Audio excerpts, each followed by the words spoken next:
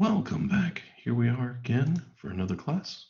Lecture number 7. Well, in recordings, I guess this would be the 5th recording, I suppose. But this is for chapter 7 in our books. Chapter 7. So let's go there now. Hope this finds you well.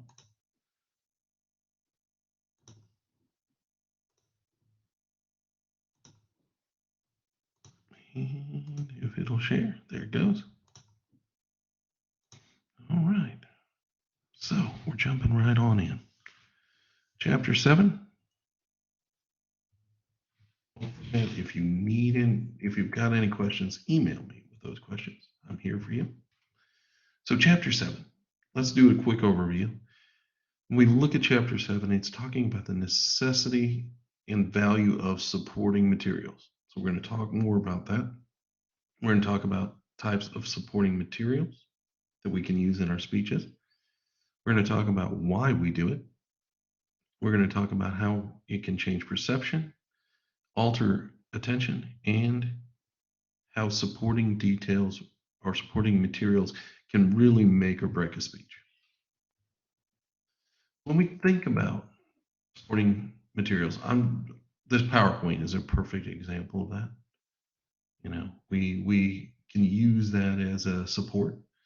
But when we think about supporting materials, it's more than just using a simple PowerPoint.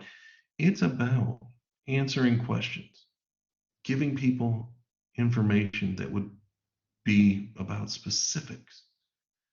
Because people generally are thinking, they're concentrating, and when we're giving a speech, they're concentrating usually not so much on what we're talking about. All right. Ooh, sorry about that. They're concentrating more on whatever's going on in their life, things that are going on, preconceived notions about what your speech might be about. So ideally, we need to think about using supporting materials. The fact that we use supporting materials, like having good information in our speech, is one positive that can help start to sway an audience. So we're going to look at the other ways we can sway audiences and create that perfect speech moving forward. So when we think about supporting materials, they give specific examples, or they give generalized examples so that our audience can understand the topic better. Let's face it, just because you're an expert on computer science doesn't mean the person sitting next to you is an expert at computer science, right? If you're a nurse, obviously I'm not going to be as good at medical things as you are. So that's why it's really important to use our supporting materials to kind of catch up our audience, bring them into the speech, and give them the information that they're looking for to keep them kind of entertained and in the speech. So when we think about supporting materials, they really have two functions. They're here to clarify, explain, or illustrate. Basically, they're forms of examples. And when I say forms of example, the root word is right there, of inform, form, meaning we're trying to give them specifics. We're trying to show them and help them understand within their minds. And we're not doing this because we think that they're stupid by any stretch of the imagination. We're just trying to help bring them up to speed. The other function that supporting materials can have or serve as proof. Again, remember what I told you, good information creates a good speech. Good research creates a good speech. So when you cite good sources, it gives you power in your speech. It gives you authority in your speech. It makes you seem credible, as we talked about last lesson. So when we think about this, the other idea is proving or backing up one's arguments, meaning persuasion. Now, most speeches will intend to do probably both of these things. If we're trying to sway our friends about where we want to go to eat tonight, we're going to both inform them about a place where we'd like to go and persuade them, right? So it's not uncommon for speeches to do those things. So what are supporting materials? There's so many things. that we can call supporting materials. Well, they could be examples of something. They could be narratives, which are short stories. They could be definitions about what we're talking about. Meaning, if we were doing the speech on hospice, which I keep coming back to time and time again, we're going to define what hospice is, right? And what their role is, describing them, talk about it. And then we're going to come back with some statistics and scientific facts or historical facts to kind of really strengthen how important hospice is. We might even use a personal testimony or a testimony from an expert. Those are all supporting materials. So let's go through each category one by one. Examples and narratives. When we look at this one, examples give a reference point. They're there to refer the audience to it to help them see or understand something. Now, narratives are completely different. And if you remember a few weeks ago, I had you watch a video about the power of the story. The power of the story. The story is important. And a very powerful story can lead to our credibility being increased as well as a public speaker. Now, so when we think about that, narratives are a story.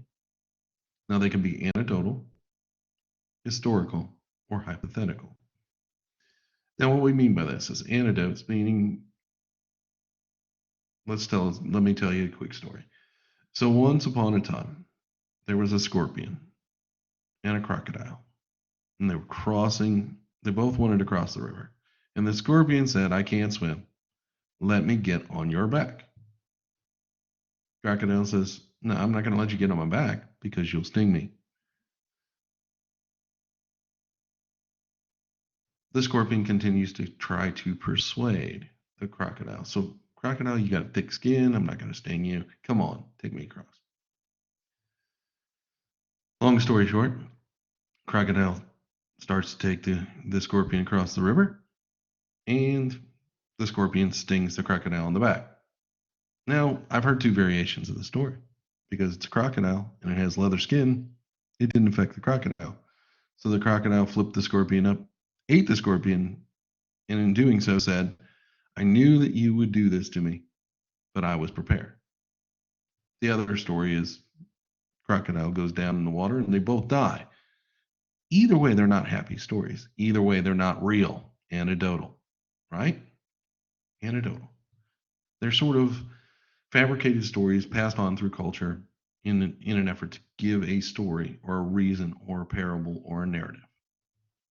So when we think about that, we also can think about historical stories, stories that happen in our past, in America's past, in the world's past. We can think about these stories and utilize pieces from these stories to increase our power as a public speaker. We can use them to increase where we're at and what points we're trying to get across. I mentioned not too long ago in a class where the United States did not win World War II alone. That shouldn't be a shocking revelation to all of us. We had a lot of help from allies, right? But many times Americans think that we broke the back of the Nazis, all right? Maybe we did. But there were a lot of other cultures that gave a lot more lives in World War II than our troops did. And that's important to understand in a historical context. Meaning, it changes the narrative, changes our perception of World War II when we think about it from those parameters. And then there's always the hypothetical. For instance, I am home from my normal job today because I got my COVID booster. Now, I had an ill effect from my COVID booster. I am running a low-grade fever today, and I have some swelling in the gland under I think it's one of my lymph nodes under my underarm, on the arm they gave me the shot in. This could have been a hypothetical story that I could have told you that could have happened to anyone that got a COVID booster, correct? For those in medical, you might probably nod your head right now, right? The reality is that these things can happen, or nothing can happen. My previous 2 COVID shots, I literally had no ill effects. One of them, I got my COVID booster, my second shot, in the summertime. I made sure I scheduled for a light day as an instructor, university instructor, and about halfway through the day, got my shot pretty early in the morning. And by noon, I was out mowing 3.5 acres of grass on a riding lawnmower because I had no ill effects. So hypothetically, it could go either way, right? Hypothetical stories can be powerful, but we need to be careful when we use a hypothetical because this might be the result of something happening or it could not be. We have to be careful because if we're saying everyone will experience something, well, that wouldn't be true. And that's called propaganda. I teach a whole class on propaganda. So when we think about why do we want to use specific things? Well, let's talk about definitions. Let's start there. In medical, you'd want to use definitions so that we would understand. Everyone who's not medical can understand what it is you're talking about. Other types of definitions, though, could be to set or define limits and boundaries. For instance, I would tell you that, the United States borders Canada to the north and Mexico to the south. That shows a parameter. It shows we're in the middle of these two countries, right? It's not a normal thing when we think about defining something. We're thinking about a definition, words, explanation of something, but we define things by not just that manner. We define things sometimes by space, by time. World War II happened after World War I, about 20 some years later, and before the Korean War. That would be another way to define or put boundaries or put it on a timeline for our audience to understand. So definitions come into handy for people who don't know much about the topic. And we always want to define phrasing.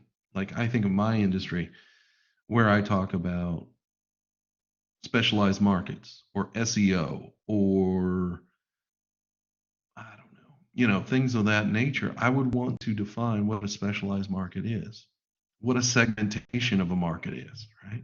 Because I wouldn't expect you to know that unless you're a marketing person. So again, anytime we are using jargon for our speeches, make sure we're giving a definition of what that jargon is. Also, sometimes in a speech, we might want to define how we're going to use a word.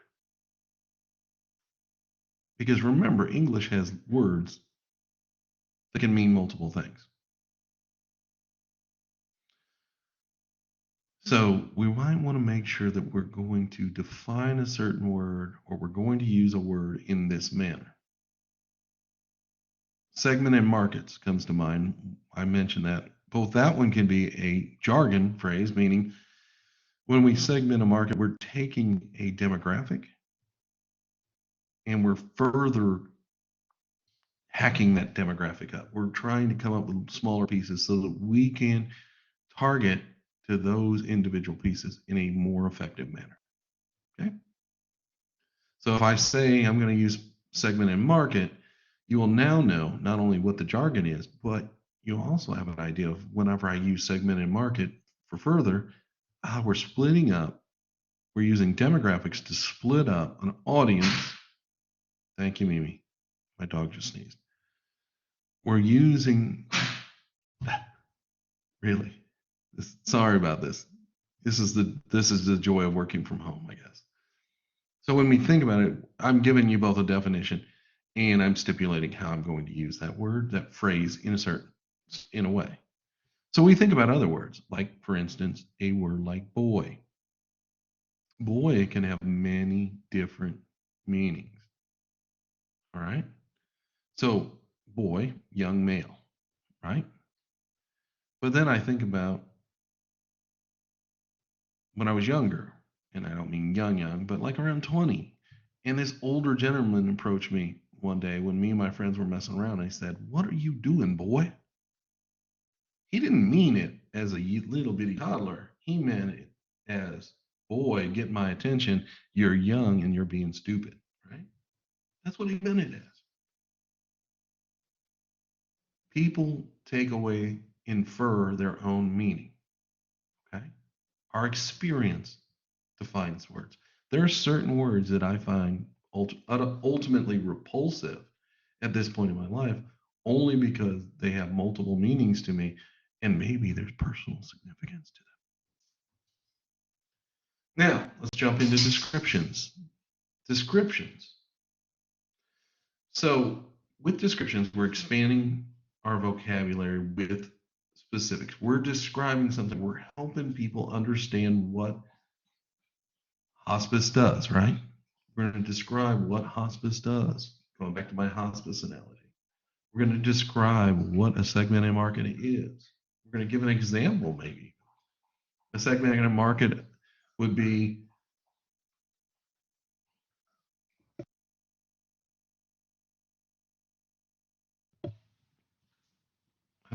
I may switch out mics moving forward because this mic does pick up ambient noise in the room. So when we think about descriptions, we go back to my segmented market idea. The segmented market could be, we may have started with a larger market of 20 to 30-year-old married couples, all right? 20 to 30-year-old married couples. And then we may further segment by their economic means. How much money do they make? So that would be further segmentation, meaning I'm using demographics. I'm using things to break down the pie into even smaller segments. Right? So I showed you that concept. That's describing as well. Describing, walking you through how I would do that. Sometimes, though, with descriptions, it's more than just, hey, we're giving you a basic overview. Sometimes we're going to, and the best storytellers do this well, create imagery. When I think about the Rocky Mountains, I think about those beautiful snow-capped peaks. I think about this time of year going to Aspen and Breckenridge and going skiing. Yes, I do own property in Colorado, and I do frequent there, not as much as I'd like. But it is probably where my wife and I will retire ultimately. That's a goal. You see those beautiful aspen trees at the lower elevations. The pines take over a little higher. The aspens are beautiful, white barked, with yellow leaves in the autumn. It is a magnificent place, Colorado is. You should visit it. The air is so clean. You literally can taste the cleanliness of the air. I know that sounds weird, but we taste mountain air where we live now, but it's not even close to the same. Right? When we think about describing a restaurant, we would describe a restaurant with visual, with maybe sounds, definitely olfactory and gustatory, meaning what does it smell like? How did the food taste? We might even describe it in a tactile way, right? Tactile is touch. So we went through it. Visual, we know what that is. Auditory, we know that's hearing. Olfactory, that's our smell. Gustatory, taste. Tactile, touch. Now, all of those work together to create a mental picture. And great storytellers use those all together in their speeches, in their stories, in their descriptions to bring the audience in. Kinesthetics. I wanted to make sure we talked about that. Kinesthetics is a person's awareness of the position and movements or parts of their body. Now, this is important because not only does it mean that if we include these things, we can tell a better story, but in kinesthetics, also it's about how we present ourselves on stage. Right? How do we present ourselves? What are our movements? What are our gestures? Are we standing up there pounding our fist? Ooh, ooh, ooh, right? No, you don't want to do that. You want to welcome people in. If you'll ever notice, my hands generally are open and they usually are bringing you to me. I move my hands to bring you to me. It's not even conscious anymore. It was at one time, but it's practice, practice, practice. I've practiced this so much that I can deliver my lines. I know how my body posture needs to be. If I'm making, when I think about public relations, when I work for some of my clients, because I own a crisis management company, I'm one part owner in that. When I think about managing a crisis situation, where, for instance, a Major League Baseball team might have had a player go out who now has been arrested for domestic abuse, right? Domestic assault, or they may have abused a minor. I am the type of person they will bring in, and either A, I will write the speeches and help the team deliver those speeches, or B, I will actually give the speech on behalf of my client. And this comes into play because recently, in the last year, I've had to do this as a crisis management consultant for a couple Major League Baseball teams. I've had to help them in problem situations. It's not exactly fun. It's not exactly the best job in the world. It is what it is. But we need to make heartfelt apologies and we need to make sure that everyone knows that we know that this is not okay. It is not okay for people to do these things. And it does not stand for the morals and benefit of the team. We don't stand for these things. So, getting back to where I'm at, I sometimes give those speeches because the body language of the people that would be needing to give those speeches may not be proper. I can coach them, but they're only coachable in what they want to do, right? Meaning you're coachable in something as long as you receive the information and do something about it. Many people, not picking on baseball because I love baseball, but many athletes are set in their ways, and many people involved in team athletics once played that sport, and therefore they're kind of older and set in their ways. And in being that way, they don't take to coaching as well. And sometimes that's why I will give those speeches, just so that the public can see someone that they can identify with, relate to, and sincere about the delivery of that speech. If you ever want to see insincere deliveries of speeches, the Houston Astros delivery of their speeches after they were caught in their cheating scandal are appalling. They were pitiful. I've seen like little toddlers say sorry better than that. Okay, it was pathetic. It was pathetic, seriously. But kinesthetics, think about your body. Think about your body language. Also think about what you can do. Back to kinesthetics for a moment. What you can do to make the story most interesting for the broadest audience. The more of our senses that you lead the audience into, the better your overall speech will be. Always use fact, right? I said that earlier. Always use fact. For those of you who have already done it, one of our questions I ask you about who is this guy and what is his legacy. You know, that man was the evening news for me in my lifetime. I'd watched the man who was my grandfather's age, Walter Cronkite, do the news, but Walter Cronkite had retired. Everybody trusted Walter. And the thing is, Dan Rather was the field reporter in Vietnam. So this man's old, right? So he was pretty well trusted too. Now, hopefully, you figured out what the rest of his legacy is. I still believe in Dan Rather. He made a bad decision one day, he trusted other people to make a decision on what was a fact and what's not a fact. Be careful. Because in many fields, your neck is the one in the noose, so to speak. You're the one in trouble, right? If you mess up and you take something that you believe to be accurate and you go with it and you didn't check it out for yourself. I can tell you a story about my wife as a nurse without breaking any HIPAA. One day she was in patient care. There was someone, she does patient care and she does supervisor duties for medical system here in North Georgia.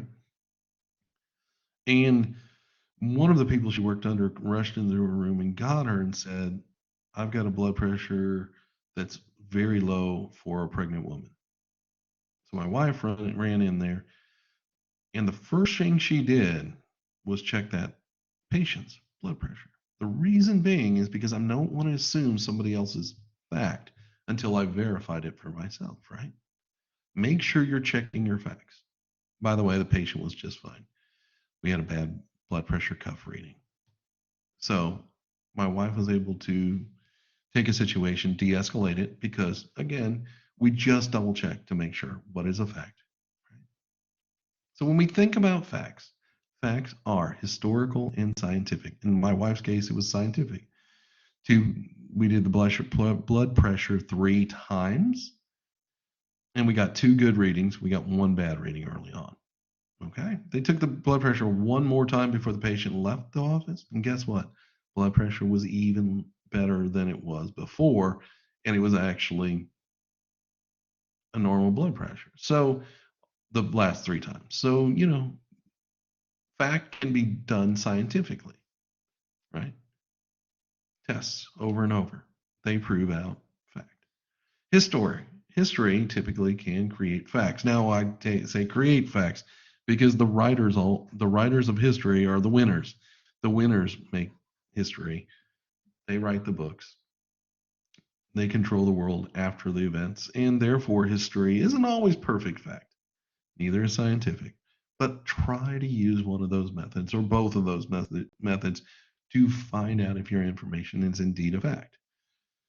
So, a definition of a fact is an observation that has been repeatedly confirmed and, for all practical purposes, is accepted as true. So, facts are facts. They literally exist in a not just in a vacuum, in the world. Verify factual information with citations of who verifies it as a fact, who says it's factual. That way, we're not putting you out on the line, right? We don't want you to be thinking it's a fact.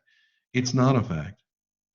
If you say the encyclopedia says, or when I think about a job like a structural engineer, the engineering what's the name of the magazine? I can't remember the name of the periodical. There's a periodical for engineers and for structural engineers.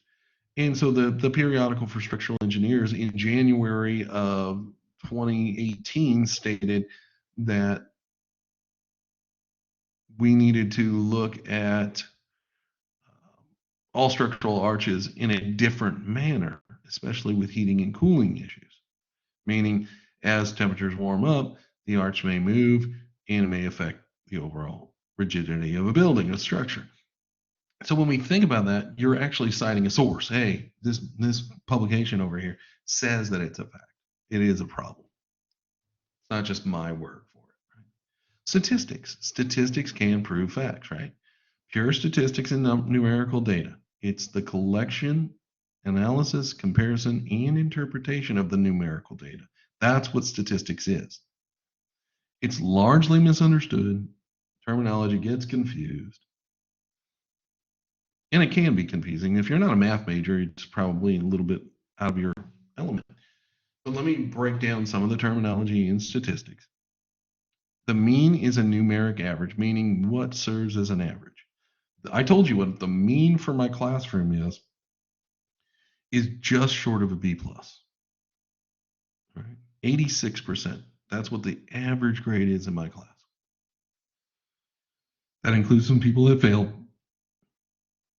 And I had a couple people last semester really do very little for themselves. So it hurt. It hurt. In fact, I haven't done the statistical average now, so I'm imagining I may have dropped to an 84% just from a couple people doing very little work. Okay, it can happen. So a mean, a numerical average.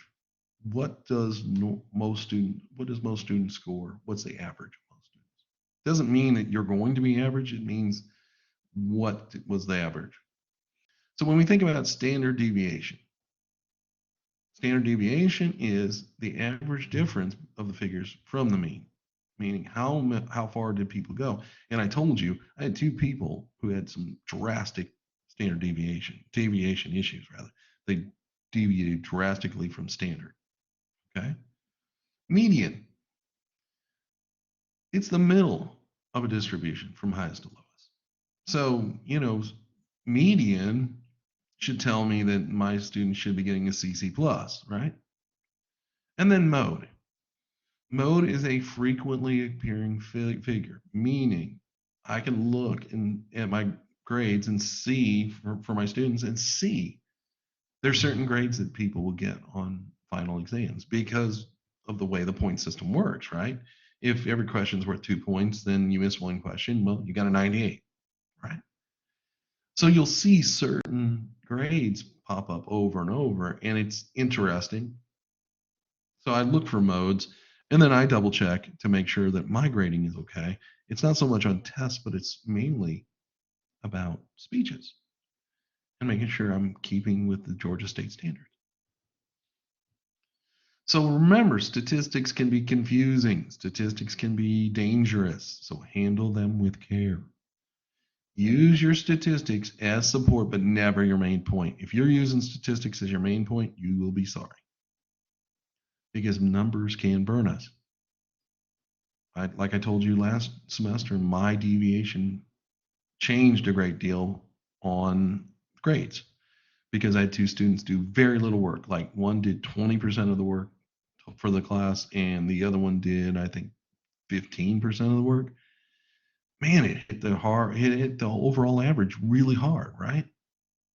So we got to be careful of what we're deriving from statistics. Use those statistics really as your supporting ideas, but not a main point. Always provide the source of your statistics. I'm talking about my grade book, right? Use reliable and verifiable sources for statistical information. And do not overuse them. Don't keep saying them over and over in the speech. Say it enough times to get the point across, but not too many points, too many times where you lose the audience or the overall points of a speech. And the best way to display statistics is to use graphs. Graphs are less misleading. Always explain the statistics when you show them. We're going to talk about PowerPoints and things like that coming up, but always explain those statistics. Don't just show a screen with a pie graph on it and breeze right through and don't explain it to your audience. That would be bad. I'm going to take points off for it. If by chance you do your own survey, I ask you not to, please, because there's a lot of problems with that. But if you did your own survey, please explain your process, meaning you have to give a lot more description to how you arrived at your questions, how you arrived at leading your, did you lead your audience really, what it amounts to. Always be ethical. Rounding is okay. Rounding is all right. And it's more listenable.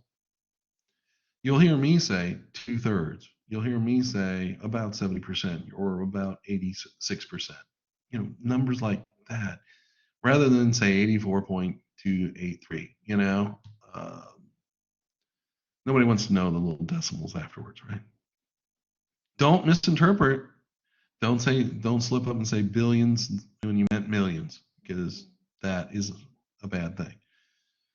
The other day I was looking at some things on my employer's website, and I caught something, just glancing at the website, and I caught something that somebody had made a typo. And I knew they made a typo because a diamond wasn't in the right place.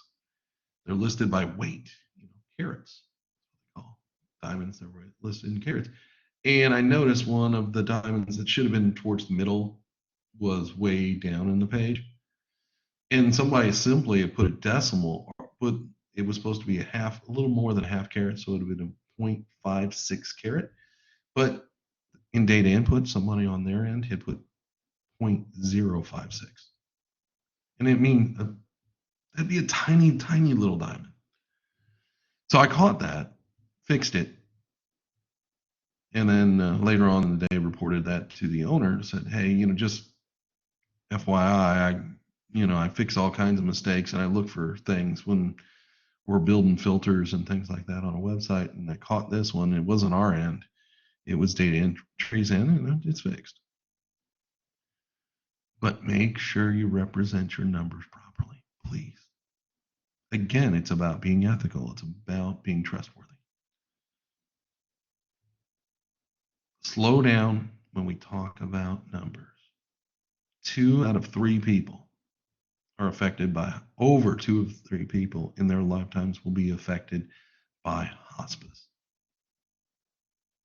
And then I pause because I want that number to sink in. That's more than 67%. And right now, I believe the number's is creeping to 70%. So that's real. If 70% of our population is affected by something, that's a real issue. One of the other things we can use to prove our speech, of course, are testimonies or testimonials. They must be from an expert, someone who's in the field, someone you can share their credentials to the audience, make sure it's clear to your audience why they're somebody important, somebody we should believe in. And if you're using their words, make sure you're quoting them correctly. Peer testimonials are great for drama and connection. We use them in commercials all the time. But the reality is, in speeches in a public venue, you're not going to use many of those.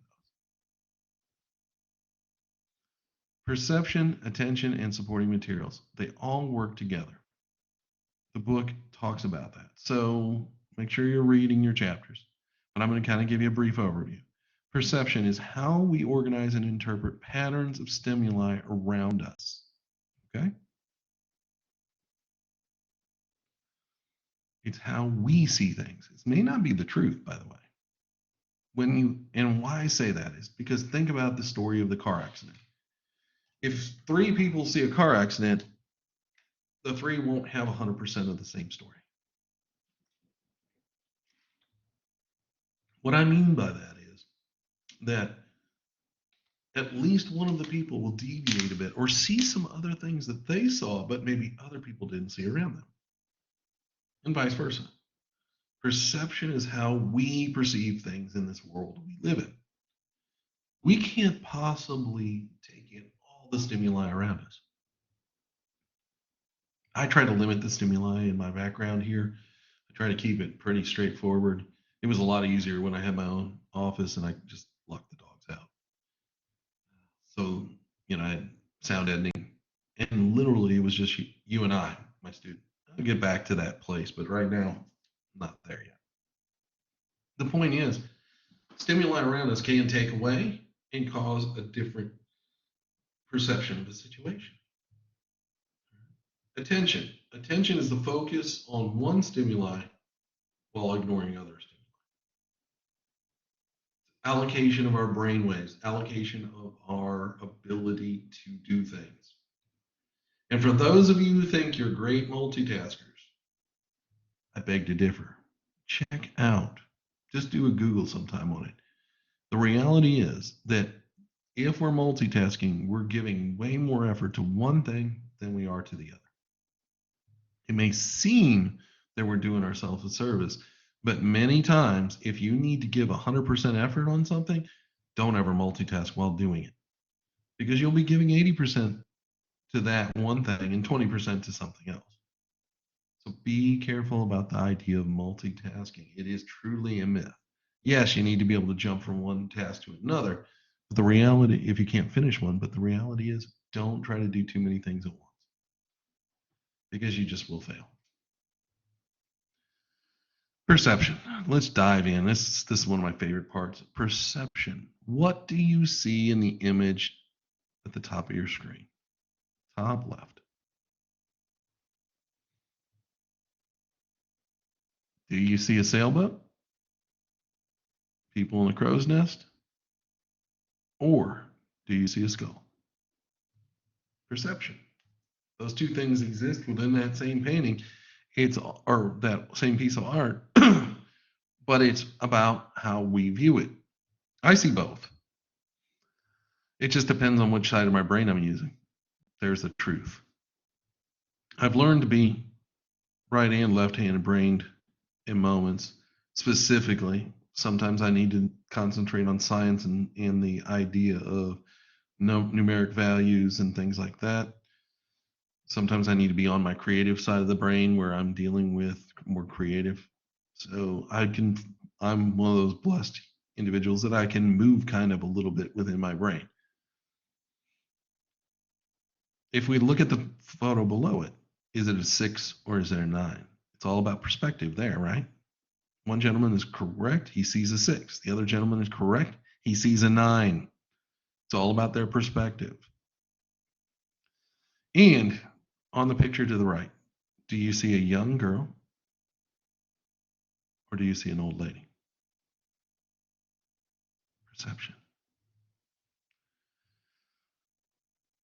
We're going to talk a little bit more about attention in this chapter, and I like to add this information in. It's not as much of it in the book, but I want to make sure that we understand audiences pay attention. We pay attention for a variety of reasons. The reasons are choice. We choose to pay attention. I talked about that a few classes ago. Go into listening in a classroom and take notes with a purpose. I try to go into every situation. I try to learn something. That's what I do. It's just who I am. I want to learn something because I don't want to waste time. I'm not into wasting time. So that's just how I choose to react to situations. All right. So we pay attention because we choose to pay attention. We pay attention because there's expectations on us to pay attention. Classroom, right? That's another one. We pay attention because we need something. Need a good grade. I need to pass this class. There you go. I get it. Totally understand that one. Totally get that. Need states. So there's something I need. To make it even more interesting. There's a need state for a teacher. The teacher needs students. This semester I got plenty. But we need students. We need them. Because if we don't have them, we don't teach the class. If we don't teach the class, well, it affects our income, but that's not why I teach. If it was all about money, I sure wouldn't spend part of my day teaching. Wouldn't be my goal in life. Okay. Past training and experiences, those are set from our past, meaning hopefully in our grade school, junior high, and high school, we learn we're expected to sit and listen at times, right? That's past training. And then we pay attention if the class is interesting. The quality of stimuli. What are we going to talk about next? Where is the teacher going next? That makes it interesting. Stimuli keeps us attentive. It keeps us into what's going on around us. My wife and I, we love to observe people.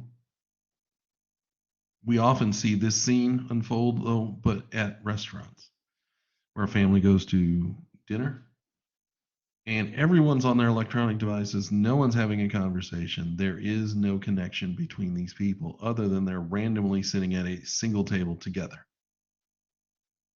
That's what the outsider would perceive. That's scary. Be careful. Take time to spend time with others. Take time to get to know people around you. Take time because you never know how much time you've got, first of all. And secondly, people can be quite interesting. So give them a chance. When we talk about the qualities or the factors of attention, movement and activity is one of the things that we can get people to stay attentive to us. Please don't give your speech with your hands down by your side and you just talking monotone. Please do not do that. Boring, right? Boring. Nobody wants that. So again, have some movement, some activity. I'll let you know in feedback if it was too much. It takes a minute to get to that perfect spot.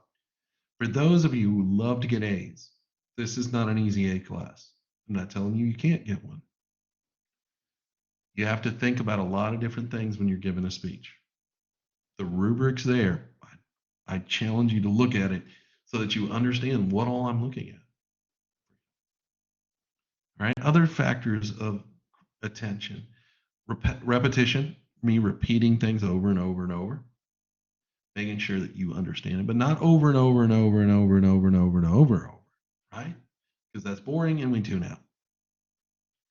We want to say things 3 times. I challenge you in your speeches to try to tell us what you're going to tell us. Then tell us what you told us you were going to tell us. And then at the end, remind us that you told us about what you were going to tell us. That's the goal of a speech, to really repeat the thing 3 times, as far as not the whole speech, just repeating, hey, my main points are A, B, and C. Okay.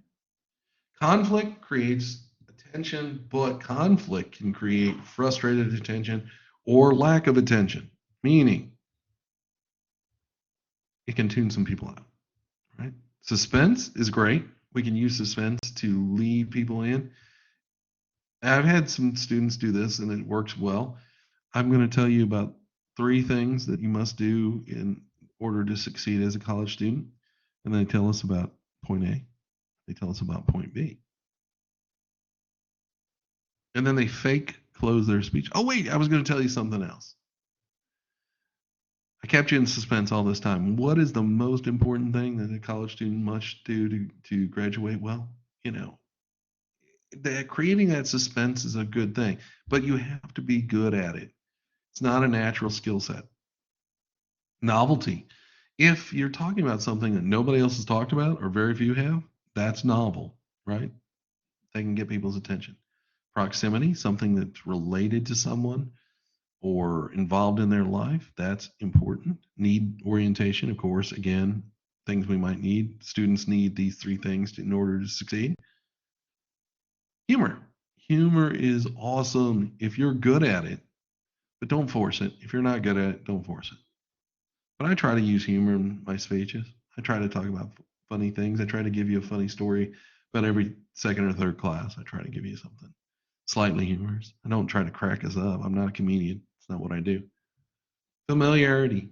You can take something so familiar and turn it into a great speech. I'm going to have you watch a video on that in this unit. Intensity. This one is interesting because if I come too intense and I pound my fist and I talk to you like this for an hour, holy cow, you're worn out. And you don't want to come back to class. It's too much. So be intense enough, but not too intense. Contrast. When we create contrast, especially in art and in areas like that, contrast can stand out. If it stands out, it creates attention. If it creates attention, people pay attention. And then concreteness. Make sure that people understand exactly what it is you're saying and show them why you're being concrete. Show them why it's factual. And people pay more attention. So, in conclusion, you like that transition word? In conclusion, supporting material is powerful. Supporting materials answer the who, what, where, when, how, and why questions we all have within us. In a variety of supporting materials, not just one, is really your ultimate goal. So think about that as we're moving closer to speeches. We're not there yet, not even close. Thank you very much for your time. I will see you again soon. Bye bye.